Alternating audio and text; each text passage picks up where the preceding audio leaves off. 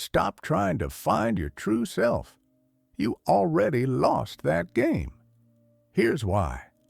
The identity you think you're borrowing, the person you're pretending to be, the version of yourself you assume is fake, that's actually more real than the authentic you you've been desperately searching for. This isn't philosophy. This isn't metaphor. This is the mechanics of consciousness that Neville Goddard decoded in his most advanced teachings, and it's the one principle that collapses the entire spiritual seeking industry. Because here's what nobody tells you: your transcendent self isn't discovered, it's constructed through borrowed identity. And today, we're decoding exactly how this paradox works, why it's the most powerful technique in Neville's entire system, and how you can apply it tonight to become someone you've never been, which is actually who you've always been. Let that paradox sit for a moment. In his 1948 lecture series, Neville introduced a concept that most students completely misunderstand. He called it assumption, not belief, not visualization, assumption. And here's the critical distinction. When you assume an identity, you're not pretending until it becomes real. You're not faking it until you make it.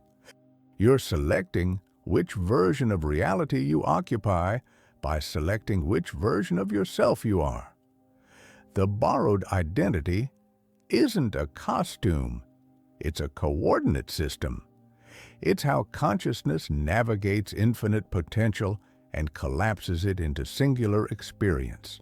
What Neville discovered, and what quantum mechanics would later confirm through observer effect experiments, is that the self-observing reality determines which reality gets observed. Change the observer, change the observation. This isn't mysticism, this is mechanics. Now, before we break down this technique step by step, subscribe to Goddard Lab, where we decode consciousness with scientific precision and practical application. We don't just talk about manifestation, we analyze the architecture of how it actually works. New deep dives every week that give you the technical understanding to apply these principles systematically. Hit that subscribe button, because what we're about to explore will completely invert how you understand identity, authenticity, and transformation. So let's start with what Neville actually said. In The Power of Awareness, he writes, "You are already that which you want to be, and your refusal to believe this is the only reason you do not see it." Read that again slowly. You are already that which you want to be, not you will become, not you can become, you are. Present tense. The person you want to be isn't a future destination. It's a present reality you're refusing to occupy. And here's where it gets technical. Neville isn't saying you need to discover your true self. He's saying you need to assume the self that has what you want.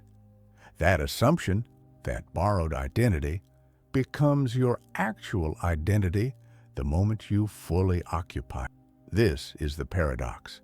The fake becomes real by being fully inhabited. Let's decode the mechanics. Your sense of self, what psychologists call ego identity, is nothing more than a habitual pattern of assumptions you've repeated so consistently that they feel permanent. You assume you're the kind of person who earns this much, attracts these relationships, experiences these limitations. Those assumptions create a perceptual filter. Your reticular activating system, the part of your brain that determines what sensory information reaches conscious awareness, is programmed by your self-concept. It literally filters reality to match your identity. You don't see the world as it is. You see the world as change, who you are, and you change what you see. This is documented neuroscience. Your brain cannot distinguish between a deeply assumed identity and a historically lived identity. Both create the same neural pathways. Both program the same perceptual filters. Both generate the same behavioral patterns. So, when Neville instructs you to assume the feeling of the wish fulfilled, he's not asking you to pretend. He's asking you to borrow the identity of the person who already has what you want. And here's the key most people miss.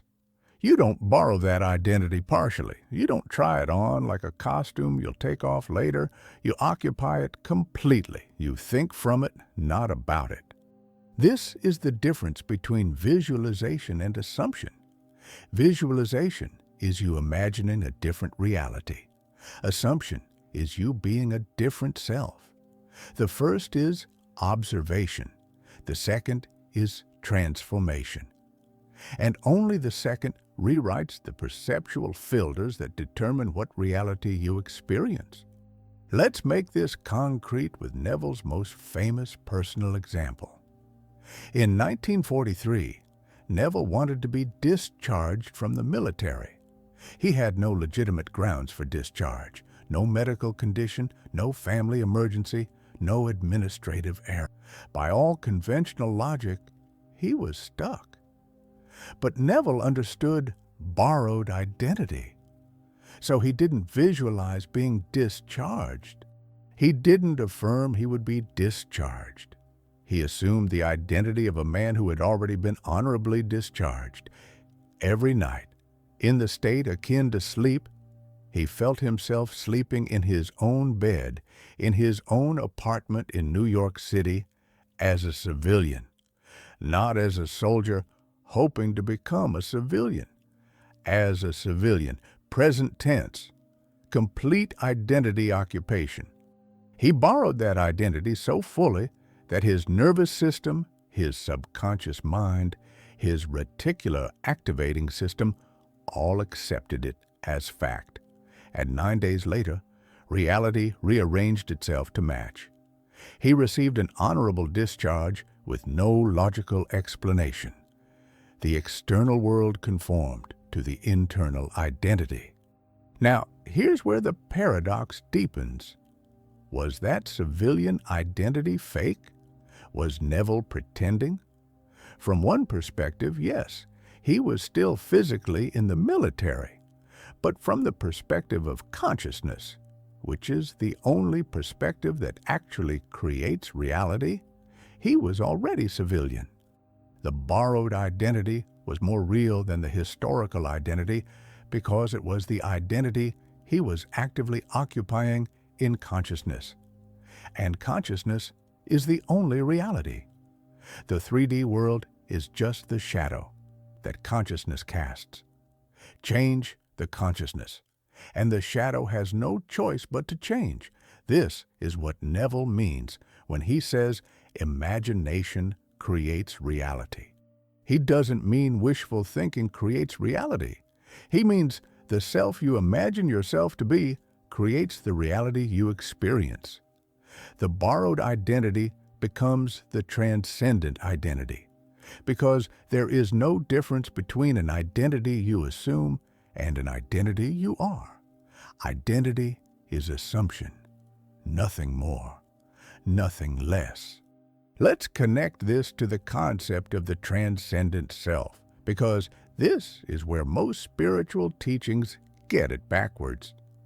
The transcendent self isn't some higher version of you that you need to discover through meditation, plant medicine, or years of therapy. The transcendent self is simply the self that transcends your current limitations, and you access it through borrowed identity. You assume the identity of the person who doesn't have your limitations. You think from that identity. You feel from that identity. You act from that identity. And in doing so, you become that identity. Not eventually, immediately. Because Identity exists only in present moment assumption. The person you are right now is the person you're assuming yourself to be right now. Change the assumption, change the person. This is instantaneous. The lag time between assumption and manifestation isn't because the identity takes time to become real. It's because your perceptual filters take time to update and recognize the reality that already matches your new identity. Here's the scientific framework that explains this. Your brain operates on predictive processing. It doesn't passively receive reality. It actively predicts reality based on your self-concept, then filters sensory input to confirm those predictions. This is called confirmation bias in psychology, but it's much deeper than that. Your entire experience of reality is a controlled hallucination generated by your brain's predictions. When you assume a new identity, you're updating the prediction model. Your brain starts predicting different outcomes, noticing different opportunities, generating different behaviors. And because reality is participatory, because the observer affects the observed, those new predictions actually call forth different experiences. This isn't magic. This is the observer effect applied to consciousness. The self you assume determines the reality you observe. Now let's get practical. How do you actually borrow an identity in a way that transforms it into your transcendent self? Step 1. Identify the end result you want. Not the process, not the journey, just the end. Be specific. Instead of, "I want to be successful," define what success looks like. What does the successful version of you have? What does that person do? How does that person feel? Step 2. Reverse engineer the identity. Ask yourself, what kind of person has this result? What do they believe about themselves? What assumptions do they hold? What's their self-concept? You're not analyzing their external behaviors. You're identifying their internal identity. Step 3. Assume that identity completely. This is where most people fail. They assume it partially. They try it on. They test it. No. You occupy it fully. You don't think, "I'm trying to be confident." You think from confidence. You don't imagine being wealthy. You assume the self-concept of wealth. You borrow the identity so completely that there's no gap between the borrowed and the real. Here's the technique Neville used consistently. At night, in the state akin to sleep, that drowsy state between waking and sleeping, construct a first-person scene that implies the identity you're assuming.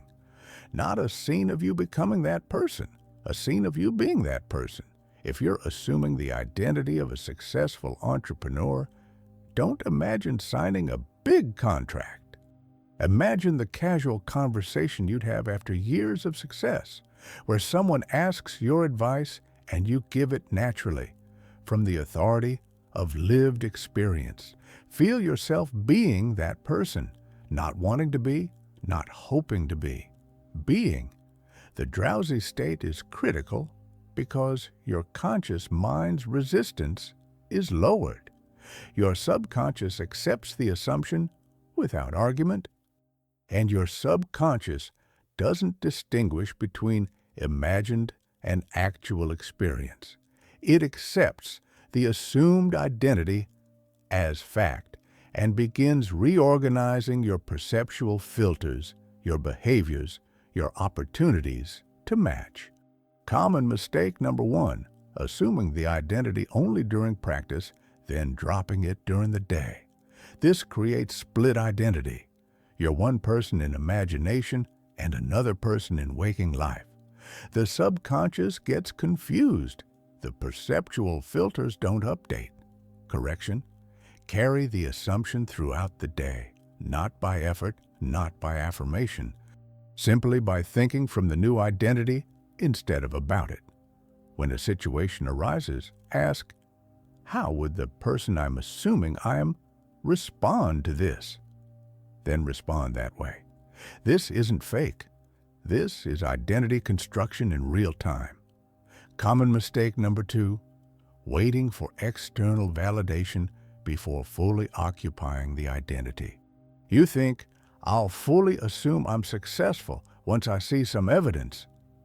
Backwards. The evidence appears because you assumed the identity, not before. You must occupy the borrowed identity completely before the 3D world reflects it. This requires what Neville calls faith, not religious faith, technical faith. The understanding that consciousness creates reality. So the identity you hold in consciousness must externalize. Its law, its mechanics, it's inevitable. Let's examine a hypothetical application to illustrate the mechanics. Suppose you want to transition careers. You're currently in a job you've outgrown and you want to become a creative director at a major agency. The conventional approach is to update your resume, network, apply, hope. That might work eventually. But it's slow because you're operating from your current identity, the identity of someone trying to become a creative director. The borrowed identity approach is different. You assume the identity of someone who is already a creative director, not someone who wants to be, someone who is. You ask, what does a creative director believe about themselves? They believe they have valuable creative vision. They believe their ideas are worth implementing. They believe they belong in leadership. You assume those beliefs. You occupy that self-concept. Then, in SATS, you construct a scene that implies that identity. Maybe you imagine a colleague asking your opinion on a campaign, and you give feedback from the authority of your position. You feel the naturalness of being in that role. You inhabit it completely. What happens next is where the magic, or rather, the mechanics, becomes visible. Your reticular activating system, now programmed by your new identity, starts noticing opportunities you previously filtered out. You see a job posting you would have scrolled past. You remember a contact you forgot you had. You get an idea for a portfolio piece that showcases exactly what creative directors need to demonstrate. Your behavior changes without effort because you're thinking from the new identity. You speak with more authority in meetings. You contribute ideas more confidently. You carry yourself differently, and people respond to that. Not because you're faking confidence, because you're occupying the identity that has confidence. The borrowed identity is generating real behavioral changes, which generate real social responses, which generate real opportunities. Within weeks or months, the external reality catches up to the internal identity. You get the offer.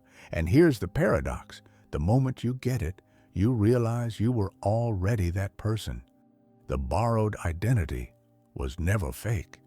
It was the real you that your historical circumstances hadn't yet reflected. This is the ultimate paradox Neville teaches. The person you're pretending to be is more authentic than the person you think you are, because the person you think you are is just the accumulated assumptions of your past. It's historical identity. It's who you were. The person you're assuming yourself to be is present identity. It's who you are now, in consciousness. And consciousness is the only reality that matters. The 3D world is just the delayed reflection. So when you borrow an identity, you're not being fake. You're being more real. You're aligning your sense of self with the truth of consciousness, that you are not limited by history, by circumstances, by past failures, by current conditions. You are limited only by the identity you assume. Change the identity, and you change everything. Let's go deeper into why this works from a consciousness perspective. Neville teaches that everyone is you pushed out. This isn't metaphor. This is the structure of reality. There is only one consciousness experiencing itself through infinite perspectives. What you perceive as other people are actually consciousness reflecting your own assumptions back to you. When you assume a new identity, you're not just changing yourself. You're changing how consciousness experiences itself through you. And because everyone is you pushed out, they must respond to your new identity. They have no choice. They're not separate entities with independent wills. They're consciousness playing roles in your reality. When you assume the identity of someone respected, people respect you. When you assume the identity of someone loved, people love you. Not because you manipulated them, because you changed the consciousness that's experiencing itself through them. This is the deepest level of the teaching. Identity isn't personal, it's universal. The self you assume ripples through the entire field of consciousness. Now here's where it connects to the transcendent self. The transcendent self isn't a fixed thing you discover. It's a direction you move. Every time you assume an identity that transcends your current limitations, you become more of your transcendent self. The borrowed identity is the vehicle. You borrow the identity of someone healthier and you transcend your health limitations. You borrow the identity of someone wealthier and you transcend your financial limitations. You borrow the identity of someone more loving and you transcend your relational limitations. Each borrowed identity, fully occupied, becomes your actual identity, and each actual identity expands your sense of what's possible. This is evolution of consciousness, not through time, through assumption. You don't grow into your transcendent self, you assume it, and in assuming it, you become it. Let's address the philosophical objection that always arises. Isn't this inauthentic? Isn't the real spiritual path about discovering your true self, not constructing a fake self? Here's the answer. There is no true self to discover. The self is not a fixed essence, it's a fluid assumption. What you call your true self is just the identity you've assumed for so long that you've forgotten it's an assumption. It feels true because it's familiar, but familiar isn't the same as true. The spiritual teaching that you need to discover your authentic self is actually the biggest trap in consciousness work. It keeps you searching for something that doesn't exist, while the power to become anything you want is available right now through assumption. Neville's teaching is more radical than any spiritual tradition because it removes the middleman. You don't need to discover yourself. You don't need to heal yourself. You don't need to fix yourself. You just need to assume the self you prefer. And that assumption, fully occupied, becomes your reality. This is why Neville says, dare to believe in the reality of your assumption. Dare. It takes courage to occupy a borrowed identity completely, because your rational mind will scream that it's fake. Your past will provide evidence that you're not that person. Your current circumstances will contradict the identity you're assuming. But if you dare to occupy it anyway, if you think from it despite all evidence to the contrary, consciousness has no choice but to conform. This is the test. This is where most people fail. They assume the identity tentatively. They hedge. They keep one foot in the old identity just in case. And that split consciousness prevents the full transformation. You must burn the boats.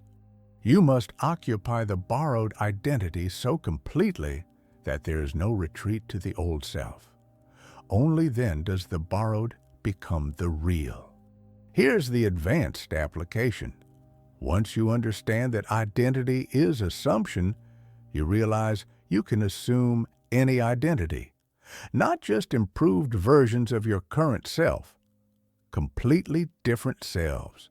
You can assume the identity of someone with talents you've never developed, and in assuming that identity, those talents emerge, not because you're unlocking hidden potential, because you're collapsing a different probability where you have those talents. This is quantum consciousness.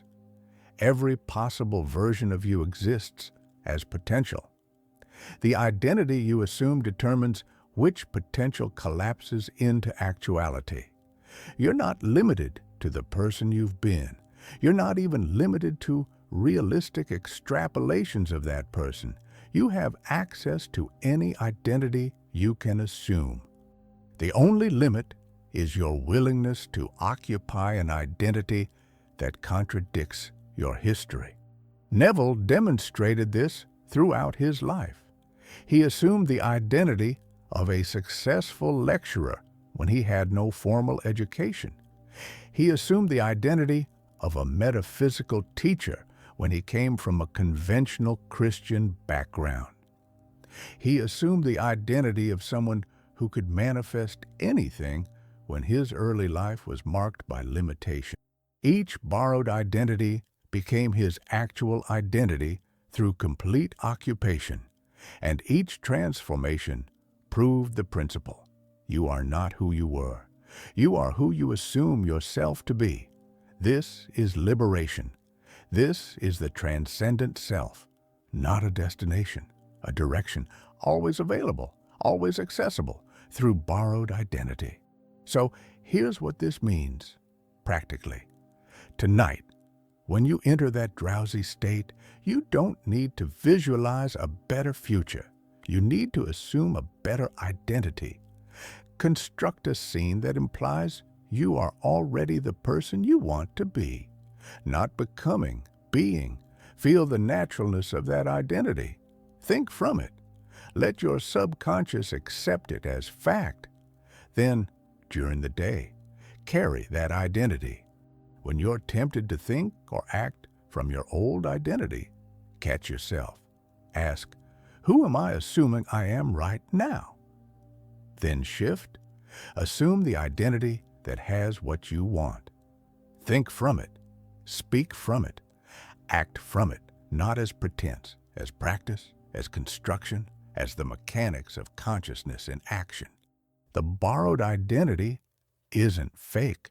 It's the most real thing about you, because it's the identity you're choosing, not the identity circumstances chose for you. It's the identity you're occupying in consciousness, which is the only place identity actually exists. The transcendent self isn't something you find. It's something you assume. And every time you assume an identity that transcends your limitations, you become more of who you actually are, which is unlimited consciousness temporarily playing the game of limitation. The game ends when you realize you're the one choosing the character. Choose consciously, choose boldly, choose the identity you prefer. Then occupy it completely. The 3D world will conform. It has no choice. This is law. This is mechanics. This is the ultimate paradox. Your borrowed identity is your true identity, because identity is nothing but assumption. The technique is clear, the mechanics are proven. The application starts tonight. You are not who you think you are. You are who you assume yourself to be. So assume wisely, Assume boldly. Assume the identity that has everything you want. Then watch as the borrowed becomes the real, and the real becomes your lived experience. This is the transcendent self, not discovered, constructed. Through the most powerful tool consciousness has, assumption. If this breakdown gave you clarity on how identity actually works, subscribe to Goddard Lab for more technical deep dives into consciousness and manifestation. We don't just talk about these principles, we decode the mechanics so you can apply them systematically. Hit that like button if this shifted your perspective on authenticity and identity. Drop your questions or experiences with borrowed identity in the comments below. Have you ever assumed an identity that felt fake at first but became real? Share your story. And remember, this isn't theory. This is applied consciousness. This is how you transcend limitation, not by finding yourself, by assuming yourself. Welcome to the lab. Your next identity is waiting. All you have to do is borrow it completely, and in borrowing it, you become it. That's the paradox. That's the power. That's the technique. Now go apply it.